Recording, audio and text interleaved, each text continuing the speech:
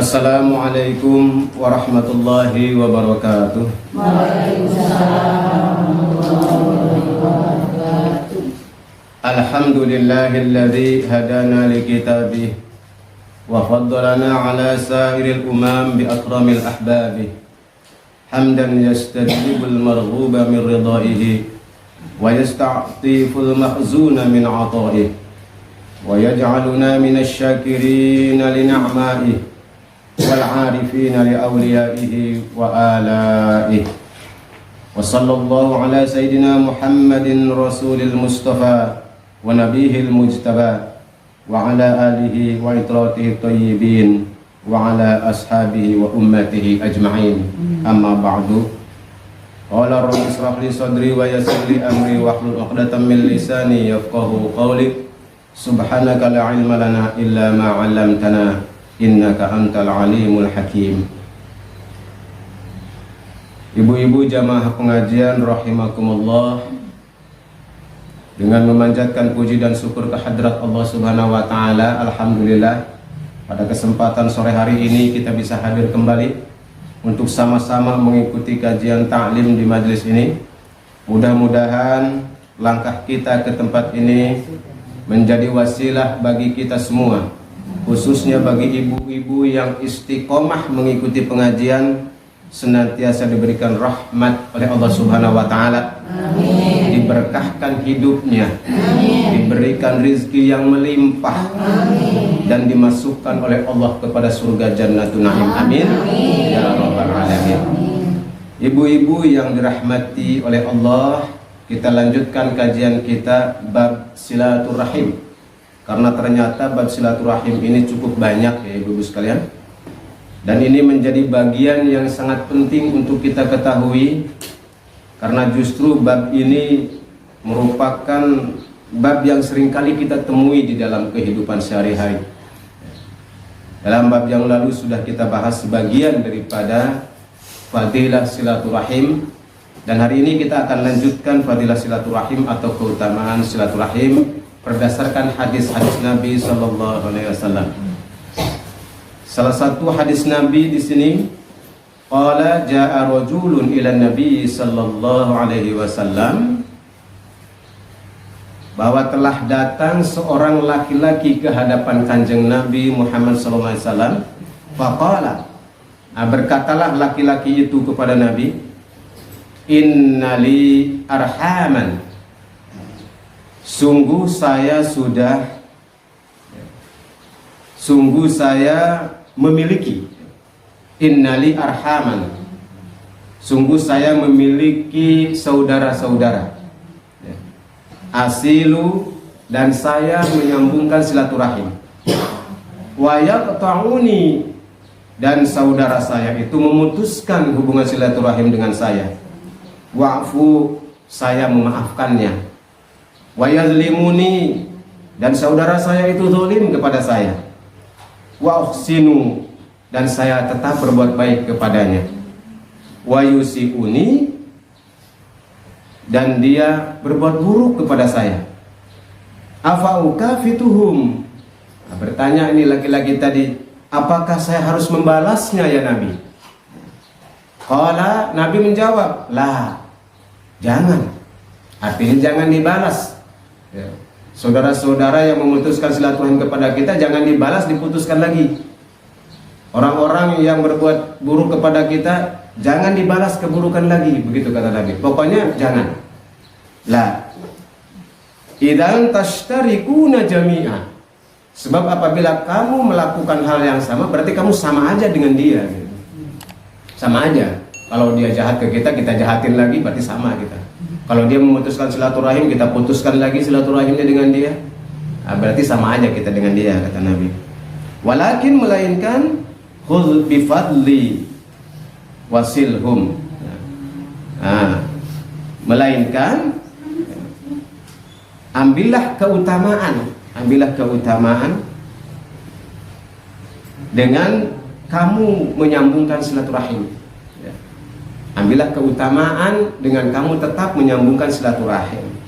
Fa innahu, karena sesungguhnya hal yang demikian, la yazala ma'aka, Ya. Zahirum minallah. Karena dengan demikian maka ya, tidak akan terputus atau akan terus-terusan turun pertolongan dari Allah Subhanahu wa taala kepada kamu semua. Ma kunta ala dzalika, selagi kamu tetap melakukan hal yang demikian, artinya tetap melakukan silaturahim, ya, tetap melakukan silaturahim. Nah ini saudara ibu-ibu sekalian, ya. Jadi di sini dikisahkan ada seorang laki-laki ngadu kepada Rasul. Dia punya banyak saudara, banyak teman, tapi temannya kayak gitu, saudaranya gitu. Ya, mutusin silaturahim, dia tetap nyambung. Ya. Dia nggak mau nyapa, dia nggak mau negor, kita tetap negor, kita nyapa, gitu. Tapi dia tetap cemberut. Gitu. Tapi terus aja. Kita ngajak ngobrol, dia melengos, terus aja begitu. Nah, yang dilakukan. Dia berbuat baik, malah dia jahat ke kita. Nah, ini mungkin ada dalam kehidupan kita ya. Yakin ada lah. Ya, pasti ada Bu ya. Gitu. Ya, apa yang dihadiskan oleh apa yang disampaikan oleh Rasulullah SAW ini biasanya ada di dalam kehidupan kita. Oleh karena itu, ini menjadi hal yang penting untuk kita ketahui supaya kita tepat bagaimana harus bersikap. Jadi ketika kita bersikap itu ada landasan hukumnya, ada sanadnya yaitu kepada Rasulullah SAW. Dan ternyata memang fadilahnya luar biasa. Apabila kita tetap melakukan hal itu, maka kata Rasul, Allah jamin Allah akan menolong kamu terus menerus. Jadi nggak usah khawatir Bu. Nanti Allah turunkan pertolongan kepada orang-orang yang tetap berbuat baik seperti tadi. Allah berikan pertolongan. Pertolongannya macam-macam lah. Ya, itu tergantung Allah. Terserah Allah mau nolong kita seperti apa. Ya giliran misalkan lagi nggak punya beras, tiba-tiba datang beras gitu. Ya bukan berarti beras yang datang dari langit nyampe ke kita. Beras satu karung nimpa ke badan kita kelengkar juga kan gitu. Ya, mungkin ada yang ngirim beras atau ada yang ngirim uang, tiba-tiba ada yang ngasih dan sebagainya. Atau bagaimana lah gitu ya. Ya. Pertolongan Allah begitu luar biasa. Atau mungkin pertolongan datang kepada anak kita. Anak kita yang sedang sekolah, kemudian ditolong sama gurunya dan sebagainya. Itulah bentuk pertolongan Allah yang luar biasa apabila kita tetap berbuat baik kepada orang-orang yang tidak baik kepada kita. Jadi jangan dibalas.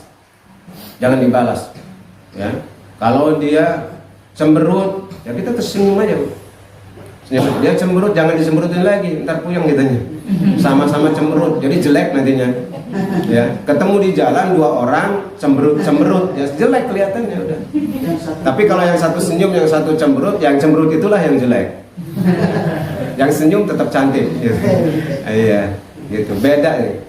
Hilang kecantikannya kalau cemberut itu hilang. Secantik-cantiknya perempuan kalau cemberut setiap hari itu jelek. Ya, mukanya jadi jelek, tidak bersinar. Ya. Gitu. Makanya dengan senyum itu, senyum ini menyehatkan. Bahkan senyum itu juga merupakan sedekah. Nah, itulah jawaban Nabi SAW kepada salah seorang sahabat yang datang kepada Nabi. Jadi dulu itu Nabi itu sering dicurhatin sahabat. Makanya timbulnya hadis itu.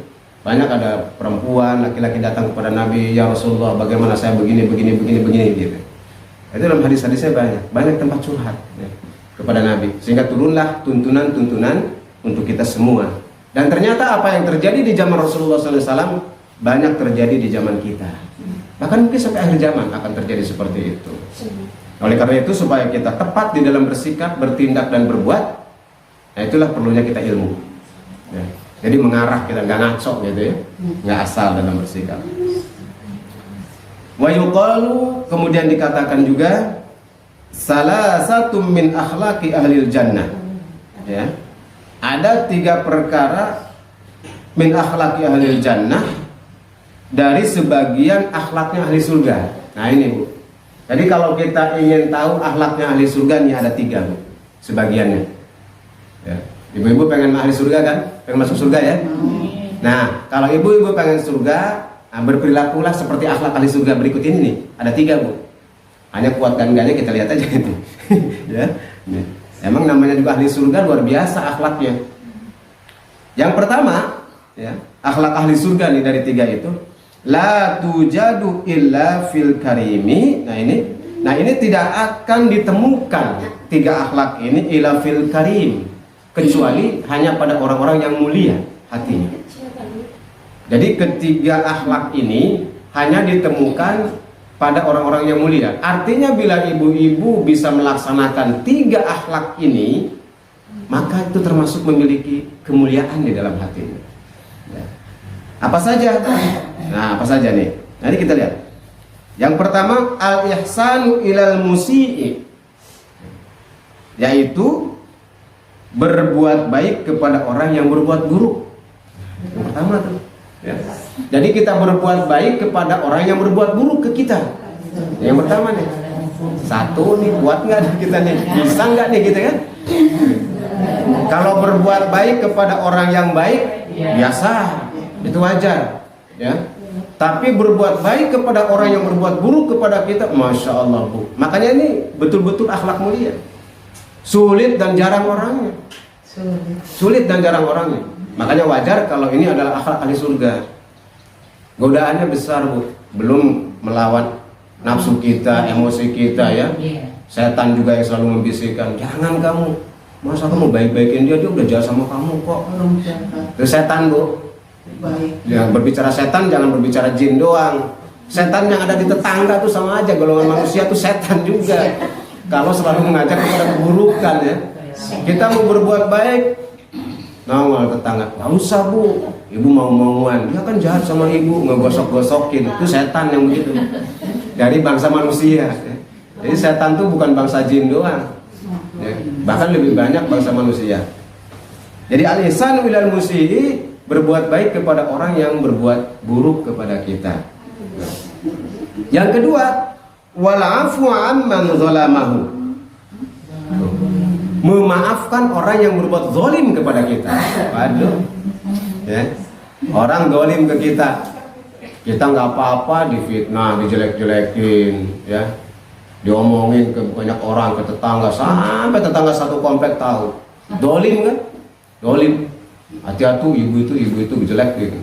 Kelakuannya, dia tuh suka gini, serbarin sama dia. Nah, mampu nggak kita memaafkan dia? Ganti bu ya. Iya, kalau bisa mulia banget ibu. Ya, kalau bisa tuh, memaafkan orang yang seperti itu tuh, yang omongannya ember, mulutnya ember tuh, cerita kemana-mana, sampai satu kampung, satu kelurahan tahu semua, dijelek-jelekinnya kita. Ya. Padahal sebetulnya kalau kita bisa memaafkan bu, yang penting kita memang tidak sesuai dengan omongan dia. Gitu. Kalau kita nggak ngapa-ngapain kok, difitnah namanya, gitu. Maafkan. Ya. Minimal dalam hati deh. Kalau kita nggak sanggup untuk secara terbuka dalam hati, ya udah saya maafkan aja lah ya Allah, sabar, saya maafkan aja ya Allah, gitu kan. Iya, itulah makanya susahnya. Tetap kegerundel ya dalam hati kita, nggak bisa lepas. Nah, manusia seperti itu. Makanya tadi 3 akhlak ini tidak akan dimiliki kecuali oleh orang-orang yang mulia, yaitu calon penghuni surga. Masya Allah. Karena beratnya tadi bu, amat jarang orang yang bisa melakukan ini. Ya, kecuali orang-orang yang memang mendapat hidayah dari Allah Subhanahu wa taala. Itu yang kedua. Kemudian yang ketiga, wal badlu liman haramahu, ya. Yaitu selalu memberi kepada orang yang pelit kepada kita. Kepada orang yang koret. Pelit, ya. Jadi dia nggak pernah ngasih ke kita. Pelit banget. Cengek siji bae dihitung, pokoknya nggak pernah ngasih. Tapi kita tetap ngasih ke dia. Tetap mau memberi kepada dia. Sanggup nggak kita seperti itu? Kalau itu sanggup bu ya? Insya Allah paling gitu ya. Makanya kalau orang pelit jangan dipelitin lagi bu. Jangan, kasih terus, ya. Kasih terus, ya. Sampai kenyang nih kita kasih. Nah itu termasuk akhlak mulia. Tapi kalau kita pelit juga kepada orang yang pelit, ya sama aja berarti kelakuan kita dengan dia gitu. Itu akhlak mulia. 3 akhlak mulia tadi merupakan 3 akhlak ahli surga. Tetapi memang ini luar biasa, tidak mudah untuk bisa kita lakukan. Hanya kalau kita bisa melakukan, maka dijanjikan oleh Allah itu adalah sebagai orang yang calon ahli surga. Ya. Tapi sebetulnya insya Allah bisa apabila kita mau. Pelan-pelan berlatih. Berlatih, sedikit demi sedikit berlatih. Ya, mulai dari hal kecil, dibiasakan. Kalau sudah terbiasa enak, Bu. Ya contoh tadi, ada orang yang berbuat buruk kepada kita, ngejelek-jelekin kita gitu kan. Asal lewat, melengos, kemudian ngebisikin awas tuh ibu itu. Kita biasa aja, lama-lama kebal juga kita. Lama-lama kita kebal. Dan yang ngubeng dia kan. Yang kepanasan dia. Ya. Kalau kitanya biasa-biasa aja, hati kitanya tetap adem. Kalau sudah terbiasa begitu, jadi tidak dilayani. Lama-lama terbiasa. Begitu juga memaafkan. Kalau kita sering memaafkan, hati kitanya legowo, lega, mudah. Ya, mudah memaafkan orang. Lama-lama orang itu juga akan luluh nanti. Kalau kita mudah memaafkan orang, maka Allah juga akan mudah memaafkan kita. Itu Bu. Kalau kita ingin mudah dimaafkan oleh Allah atas semua kesalahan kita, jadilah seorang pemaaf. Tapi kalau kita sulit memaafkan orang, maka hati-hati. Boleh jadi Allah juga tidak akan memaafkan dosa dan kesalahan dia. Itu Bu. Makanya bagi seorang pemaaf itu akan mudah dimaafkan oleh Allah. Akan mudah sekali. Setiap kekeliruan dan kesalahannya dimaafkan oleh Allah, dimaafkan oleh Allah. Maka jadilah pemaaf, itu juga yang membuat kita lega, hati kita sehat kita. Ya, nggak rungsing. Ya mulai dari mana? Dari rumah lah. Contohnya apa? Ibu-ibu baik-baiklah maafkan suami ibu yang salah gitu. Maafkanlah anak-anak ibu yang mungkin berbuat kurang sopan kepada ibu, maafkan. Jangan dikit-dikit dimarahin, dikit-dikit ya dimaki. Dikit-dikit dikatakan kamu nggak sopan sama orang tua, kamu dusun, kamu durhaka sama orang tua. Wah, itu doa tuh, jangan. Maafkanlah kesalahan mereka. Maka lama-lama hati mereka juga lembut.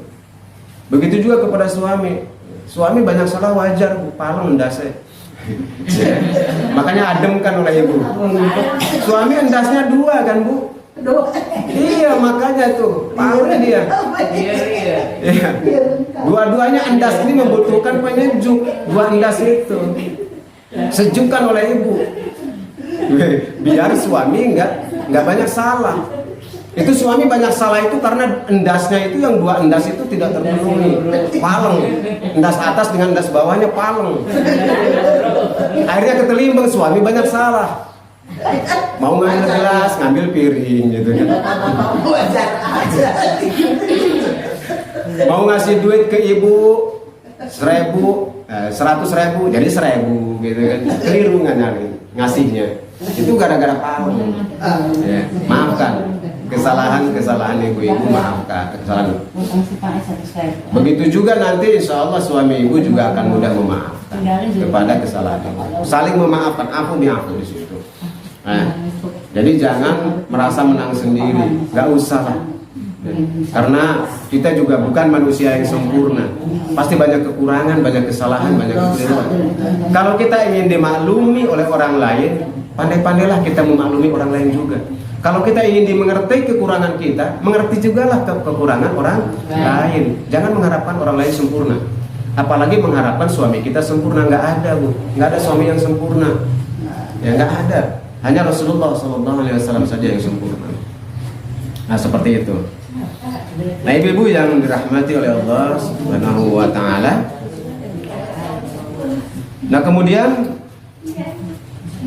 di dalam hadis yang lain disebutkan di sini, qala inna rajula la yasilu rahimahu. Ya.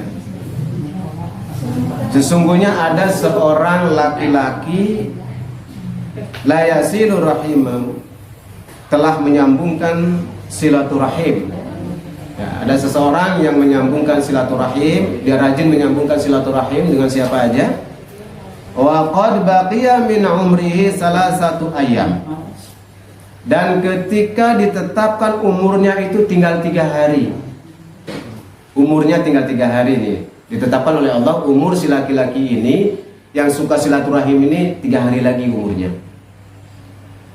Fayazidullahu fi umrihi salasina sanah. Maka Allah menambah umurnya kepada orang laki-laki, orang tersebut yang menyambungkan silaturahim itu menjadi 30 tahun. Ditambah umurnya jadi 30 tahun. Karena dia rajin bersilaturahim.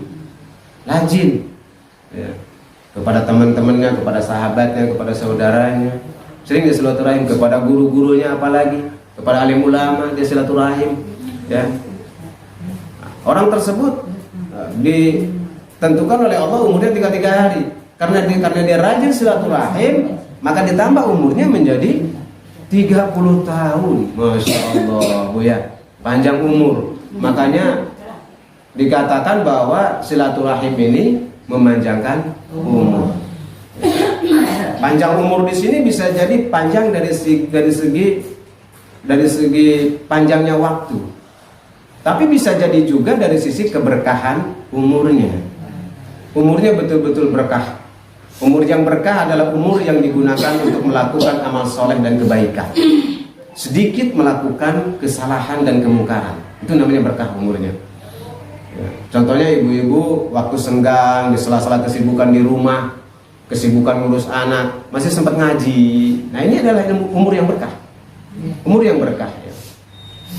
Umur yang diberikan Allah tidak digunakan untuk hal yang sia-sia. Ya, hal yang sia-sia ya misalkan banyak kemaksiatan, kemungkaran, hal yang tidak jelas, yang tidak bermanfaat. Ya.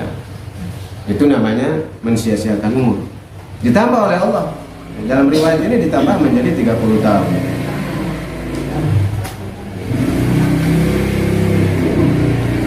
Nah, kemudian wa inna rajula la yaqta'u rahimahu.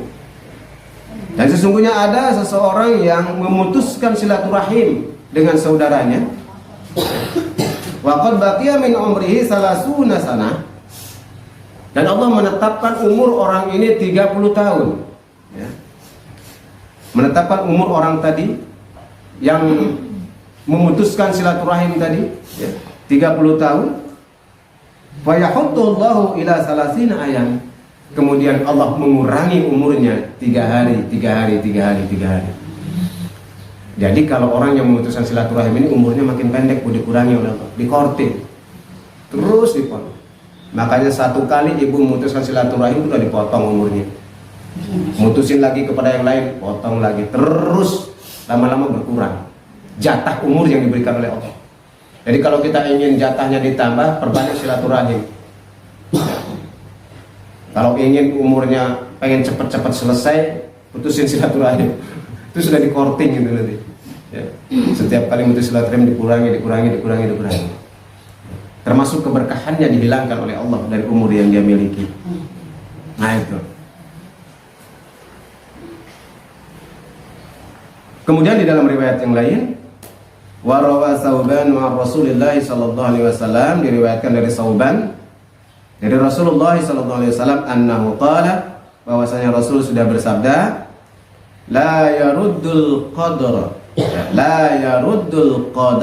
illa du'a. Tidak ada yang bisa menolak qadar, ketentuan Allah, illa du'a, kecuali doa. Nah, Allah memang sudah menentukan qada dan qadar seseorang. Nasibnya, hidupnya, rezekinya, jodohnya sudah ditentukan oleh Allah Subhanahu wa taala. Ya. Di Lauhil Mahfuz sudah dicatat seperti itu. Bahkan sejak di dalam kandungan itu sudah ditentukan nasibnya, qada dan qadarnya hidup dalam dunia. Tetapi qada dan qadar ini itu bisa dirubah oleh Allah, yaitu dengan doa. Makanya kita dianjurkan untuk banyak-banyak berdoa. Itu, banyak-banyak berdoa supaya takdir buruk itu dirubah oleh Allah menjadi takdir baik. Ya. Takdir celaka menjadi takdir selamat. Kadang-kadang unik, Bu. Ada orang memang sudah menjadi takdirnya dia akan celaka. Pada hari jam sekian akan celaka dia, tertabrak motor umpama. Sudah itu tertulis. Tapi karena dia berdoa terus kepada Allah, berzikir, berdoa mohon diberikan keselamatan di dunia dan akhirat gitu kan. Kecelakaannya terjadi, tertabraknya terjadi. Yang tadinya harus parah cuman kesenggol doang, cuman gitu. Jadi kejadiannya tetap ada, tapi selamat, nggak sampai celaka. Nah itulah selamat berarti. Ya, oleh karena itu banyak-banyak yang berdoa kepada Allah. Karena kita tidak tahu takdir apa yang terjadi pada kehidupan kita, takdir apa yang terjadi pada keluarga kita, suami kita, anak kita, dan saudara-saudara kita. Doakan mereka semua.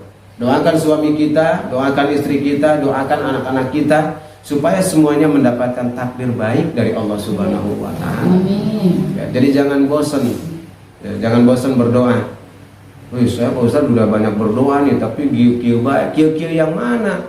Kita nggak nyadar bahwa sebetulnya Allah sudah banyak mengabulkan doa-doa kita.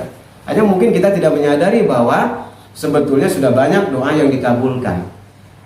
Cuma kalau kita sering beranggapan dengan doa ini terkabul itu apabila sesuai dengan keinginan, kan gitu Bu ya.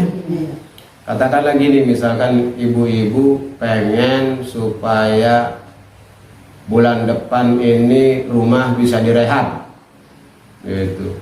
Bulan depan pokoknya bisa ngerehab rumah. Berdoa terus, nyari duit terus. Bulan depan rumah belum bisa direhab juga, malah duitnya nggak ada, ya, yang minjemin juga nggak ada dan sebagainya. Wah, doa saya nggak dikabul nih, gitu. Padahal pada saat yang bersamaan, ya, anaknya tuh diterima di sekolah yang baik. Anaknya, misalkan mau kuliah, anaknya diterima di perguruan tinggi favorit. Nah, berarti di situ Allah mengabulkan bukan rehab rumah dulu, tapi anaknya dulu yang diterima di perguruan tinggi favorit, yang notabene biayanya lebih murah. Nah, itu adalah pengabulan doa. Seringkali kita menganggap nggak dikabulkan doa oleh Allah nih, karena permohonan saya mau rehab rumah nih, malu sama tetangga, rumah nih udah bocor-bocor, ya. Nggak nyadar anaknya diterima di perguruan tinggi. Padahal itulah salah satu bentuk pengabulan. Allah memilihkan yang terbaik bagi kamu. Rumahmu walaupun masih seperti itu masih bisa ditempati, tapi anakmu yang memiliki masa depan, itulah yang didahulukan oleh Allah Subhanahu wa Ta'ala untuk dikabulkan, dimudahkan dalam urusan mencari ilmunya. Itu pengabulan itu. Kalau kita seringkali enggak, ya. Pokoknya yang disebut pengabulan doa itu sesuai dengan keinginan lah. Lamun hayang A kudu A bae, lamun hayang B kudu B bae, gitu. Ya. Gitu. Itu kita berprinsip seperti itu kadang-kadang. Inilah kekeliruannya. Ya, kekeliruannya seperti itu. Jadi doa itu bisa merubah takdir. Yang merubah siapa? Allah Subhanahu wa Ta'ala. Karena Allah yang menentukan takdir, maka Allah jugalah yang merubah takdir itu. Jadi jangan berputus asa, Bu. Terus saja berdoa, terus saja minta sama Allah. Ya, karena di dalam doa itu juga ada pahala. Dapat pahala. Ketika doa aja dapat pahala. Ya, dapat karunia dari Allah. Mau dikabul atau tidak itu urusan Allah. Ya, boleh jadi dikabulnya ditunda, atau boleh jadi dikabulkannya di akhirat nanti sebagai investasi kita, investasi, ya, untuk menutup kesalahan-kesalahan dan keburukan-keburukan yang kita lakukan. Wala yazidu fil umri illal birru. Dan tidak ada yang menambahkan di dalam umur itu illal birru, kecuali kebaikan. Ya, kecuali berbuat baik, biru. Ya. Ya itu. Jadi perbuatan baik ini juga bisa menambah umur dan keberkahan dari umur kita. Ya, oleh karena itu jangan bosan-bosan untuk senantiasa berbuat baik, melakukan amal saleh, berbuat kebajikan. Biru itu adalah berbuat kebajikan. Ya. Jangan bosan-bosan. Tidak usah milih-milih ketika kita mau berbuat baik, gak usah. Ya. Dipilih-pilih, berbuat baik dipikir ntar aja deh yang agak gede, yang kelihatan orang banyak baru berbuat baik. Gitu. Gak usah. Perbuatan baik yang tidak dilihat orang pun lakukan. Perbuatan baik yang kelihatannya kecil sekalipun lakukan. Karena kata Syekh Nawawi Al-Bantani Tanara, beliau mengatakan dalam nasihatnya, kasih sayang Allah, keridhaan Allah itu boleh jadi dari hal yang kecil yang kamu lakukan. Nah itu. Jadi kita tidak tahu keridhaan Allah kepada kita itu dalam amal soleh yang mana. Ya, kita tidak tahu. Dari sekian banyak amal soleh yang kita lakukan, kita tidak tahu Allah ridho di bagian yang mana. Jangan dikira perbuatan yang hebat-hebat kata orang itu membuat ridho. Allah belum tentu. Boleh jadi Allah ridho ketika kita melakukan hal yang kecil. Menurut kita dianggap kecil, menurut manusia dianggap kecil. Padahal disitulah keridhaan Allah turun kepada dia. Nah itu. Yang kata kuncinya adalah lakukan itu dengan ridha, dengan ikhlas karena Allah semata. Bukan karena siapa-siapa, bukan karena nggak enak kepada seseorang, nggak enak sama ustaz, sama guru, atau kepada nggak enak sama tetangga. Bahasa nggak enak kalau kita mau berbuat kebaikan, hilangkan, Bu. Misalkan ibu mau ngaji nih, ada yang ngajak nih, padahal ibu lagi seneng-seneng nonton sinetron sore, umpama. Assalamualaikum, waalaikumsalam. Abu, yuk ngaji yuk. Sekarang kan hari Rabu, gitu. Kita ngaji. Aduh, gimana ya, nggak ikut ngaji nggak enak gitu kan. Ya udah deh, saya ikut. Pakai deh ikutnya juga. Ya deh, ikut. Harusnya kan dia ikut gitu. Insya Allah. Ini kan pakai deh, berarti agak terpaksa. Kata suaminya, mau kemana mah? Mau ngaji nggak enak, diajak. Nah, itu tuh, jangan begitu tuh. Nggak usah ada kata nggak enak. Jangan. Ya. Kalau kita mau berbuat kebaikan, jangan disandarkan, jangan disandarkan kepada manusia. Lakukan saja kebaikan itu. Jangan ada istilah nggak enak. Mau kemana, Bu? Mau takjiah ke Kok tumben takjiah? Gak enak sama Bu RT, nanti takut dimarahin. Parah itu kalau begitu. Parah itu, di mana mau dapat pahala? Emang yang ngasih pahala Bu RT? Ya. Allah. Dari mana kita tahu? Sampai segitunya takut sama manusia ya. Nah, itu hilang pahalanya, nggak ada nilainya itu. Ya, walaupun hebat yang kita lakukan. Ya. Jadi lakukanlah amal soleh itu ya karena Allah, bukan karena siapa-siapa. Insya Allah ya, ada kebaikan. Wa innar rajula la yahramu rizqa bidzambi yusibuhu. Dan bahwasanya seorang lelaki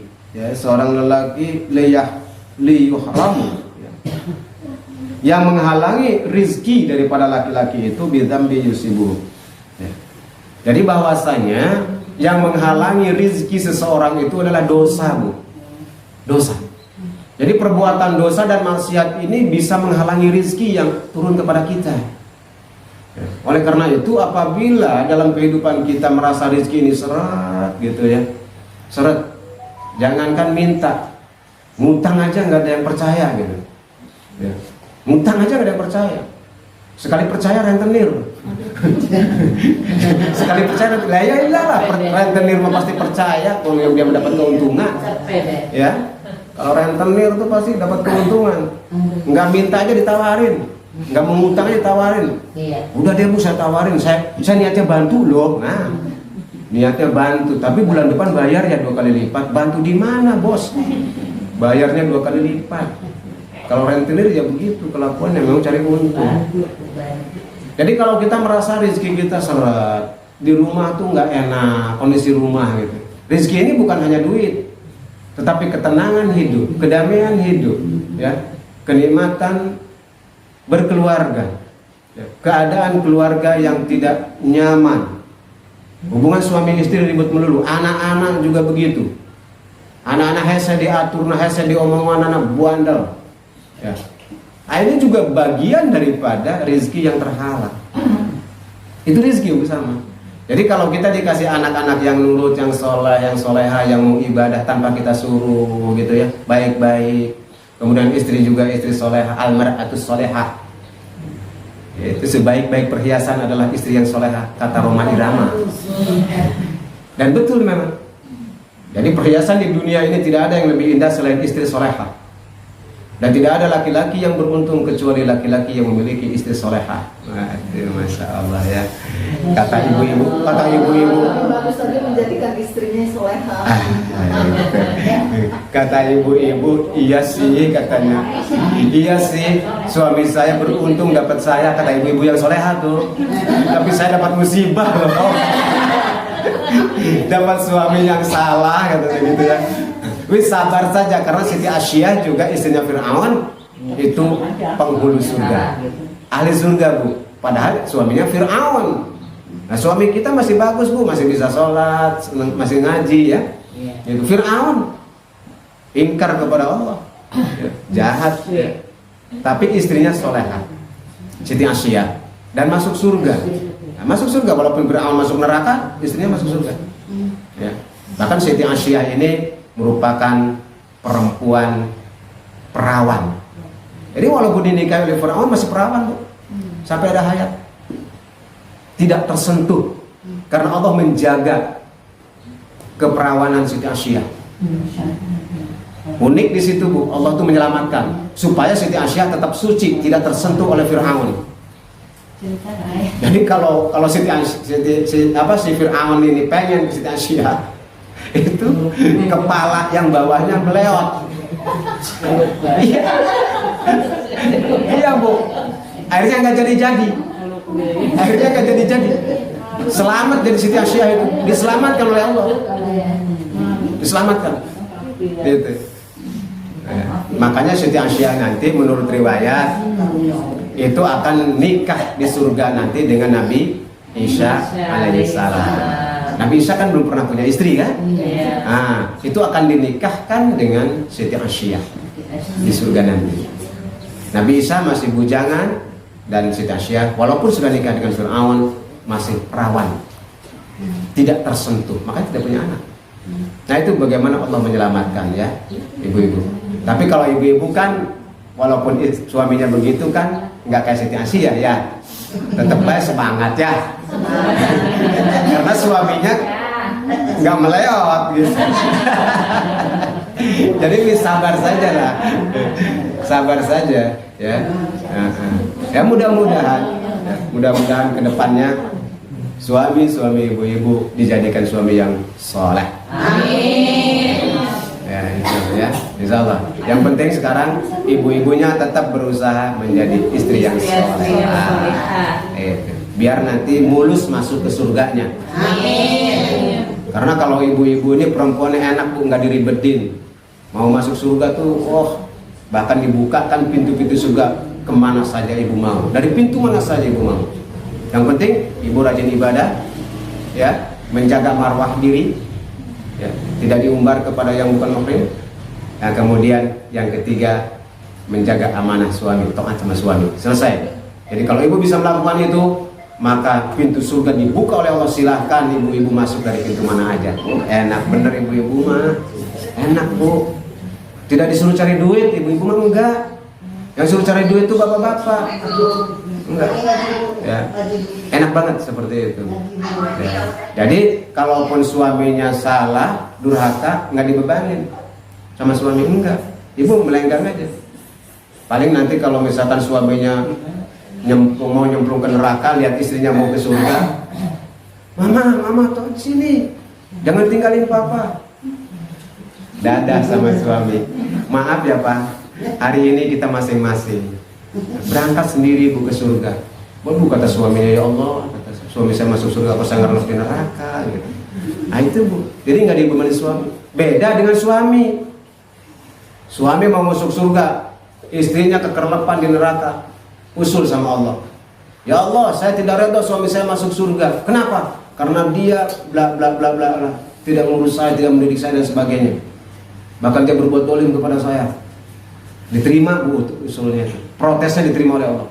Akhirnya si laki-laki yang mau masuk surga tadi nggak jadi. Tapi kamu jangan masuk surga, sini dihisab dulu, ditanya benar nggak begitu. Tuduhan istrimu benar ya Allah, karena tidak bisa berbohong. Di dunia kita bisa berbohong, bisa ngeles. Di hadapan Allah nggak bisa. Benar ya Allah. Nah, sudah, temani istrimu di neraka. Nggak jadi Bu. Berat laki-laki itu ya. Makanya ibu-ibu harus kasihan sama laki-laki. Berat tanggung jawabnya. Dan yang penting jangan diribedin juga. Jadi makanya kalau istri yang soleha itu meringankan suaminya menuju surga. Itu keuntungannya. Maka dikatakan istri yang soleha itu perhiasan yang terindah itu karena dia meringankan suaminya di dunia dan di akhirat. Di dunia ringan, di akhirat juga ketika mau masuk surga juga ringan. Tidak sampai apalagi didakwa tadi ngacung kepada Allah, protes. Bahaya banget punya istri seperti itu. Sudah mah di dunia tiap hari diprotes ini. Ketika mau masuk surga protes juga di hadapan Allah. Ya Allah, kan rabi gitu. Orang peragat kecepet lah. Enggak di dunia, enggak di akhirat. Kapan sih beresnya ini? Ngewek-wek aja enggak beres-beres. Kasihan Bu ya. Suami-suami ibu tuh, kasihan Bu, harus kasihan sama suami. Benar, karena berat tanggung jawabnya. Ya. Tapi kalau ibu sudah rajin ibadah, rajin ngaji begini nih, walaupun nggak disuruh suami, itu sudah meringankan suami, Bu. Bener. Sebab ada suami yang nyuruh istrinya ngaji, nggak mau ngaji. Waduh, berat tuh suami. Ibu tanpa disuruh suami ngaji, itu sudah meringankan suami. Suaminya udah ringan. Kalau suami yang nggak boleh? Kenapa? Kalau suaminya yang nggak boleh? Nah, itu suami yang salah. Nanti didakwa istrinya nanti usul. Ketika ditanya, kenapa kamu tidak ngaji? Karena tidak dibolehkan sama suami saya, ya Allah. Benar kamu, kata suami ini. Iya. Nah, suaminya yang kena tuh, Bu. Ya, suaminya yang kena. Itu bahaya, makanya itu. Nah, suaminya nih, bapak-bapak harus ngerti juga urusan begini, bukan ibu-ibu doang. Ya, jangan dikira enak-enakan. Ya, di hadapan Allah nanti di yaumil hisab tuh berat banget pertanggungjawabannya. Jangan enak-enakan dia ibadah sendiri, wah udah rajin zikir sendirian, sholat sendirian, ngaji sendiri, ke majelis taklim sendiri, istrinya dibiarkan dangdutan, karaokean, waduh, joget-joget, suaminya zikir di masjid, bawa tasbih, malamnya, lumayan cina. Iya. Ya. Jadi kasihan suami-suami seperti itu ya. Makanya siapa lagi yang mau mengkasihani kalau bukan istri-istrinya. Nah, kemudian yang terakhir, wa an Ibnu Umar radhiyallahu ta'ala anhuma, ini diriwayatkan dari Ibnu Umar, qala, berkata Ibnu Umar, man ittaqa rabbahu, barang siapa yang bertakwa kepada Tuhannya, wa wasala rahimahu, dan dia menyambungkan silaturahim dengan saudara-saudaranya, ansalahu fi umrihi, maka Allah melupakan fi umrihi, umurnya. Ya. Jadi Allah jadi lupa tuh kepada jatah umurnya. Kalau dia bertakwa kepada Allah, kepada Tuhannya, dan dia juga menyambungkan silaturahim, maka Allah melupakan umur orang itu. Yakni dalam arti yuzadu li umrihi, dengan menambah umurnya. Bertakwa kemudian menyambungkan silaturahim, Allah tambah umurnya. Wa yusiru lahu maluhu, dan dibanyakkan malnya, dibanyakkan hartanya, dibanyakkan duitnya. Nah, makanya silaturahim itu memanjangkan umur, kemudian menambah rezeki.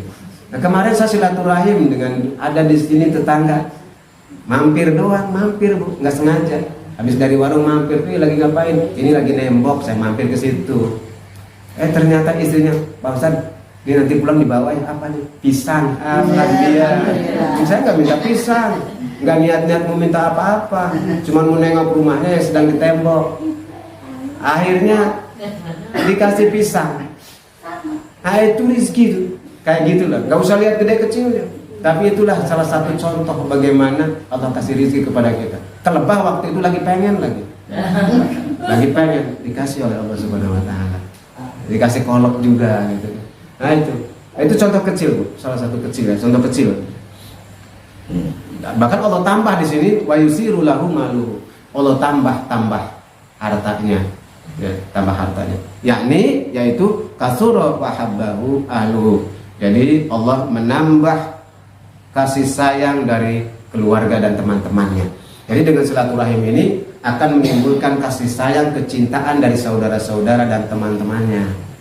Seneng gitu ya, silaturahim itu. Asal kitanya niatnya memang silaturahim, bukan niatnya nyusahin. Nyusahin. Niatnya silaturahim. Ya. Nah, itu insya Allah. Jadi teman kita, saudara kita senang dikunjungi. Tapi itu betul. Ya. Ketika kita datang, apalagi udah lama jarang nengok rumahnya, kita tengok rumahnya itu seneng dia. Kadang-kadang disuguhin apa segala macam. Padahal kita nggak usah minta yang seperti itu. Nah, niatnya adalah betul-betul silaturahim, ya, mendekatkan keduluran dalam rangka menjalankan perintah Allah dan Rasulullah SAW. Insya Allah berkah hidup kita. Nah, itulah ibu-ibu sekalian, dalam kesempatan yang berbahagia ini, kesempatan ini, materi tentang silaturahim kita cukupkan sampai itu dulu. Nanti kita lanjutkan dalam pertemuan berikutnya, Pak, insya Allah. Jadi materi tentang silaturahim ini, fadilah silaturahim masih panjang, masih banyak ya, dengan berbagai macam bentuknya. yang mudah-mudahan kalau kita sudah tahu akan meneguhkan hati kita, meneguhkan keyakinan kita, sekaligus kita jadi tahu apa sih yang harus kita lakukan, ya, nggak ngaco gitu, ada tuntunannya, nggak asal. Jadi ketika ibu melakukan hal seperti itu, ibu tahu ini adalah tuntunan dari Allah dan Rasulullah SAW. Terima kasih atas segala perhatiannya. Mohon maaf apabila ada kekurangan dalam penyampaian ini. Hanya kepada Allah kita memohon hidayah, taufik dan inayah. Hadanallahu wa iyyakum ajma'in. Wallahu muwaffiq ila aqwamit thoriq. Wassalamualaikum warahmatullahi wabarakatuh.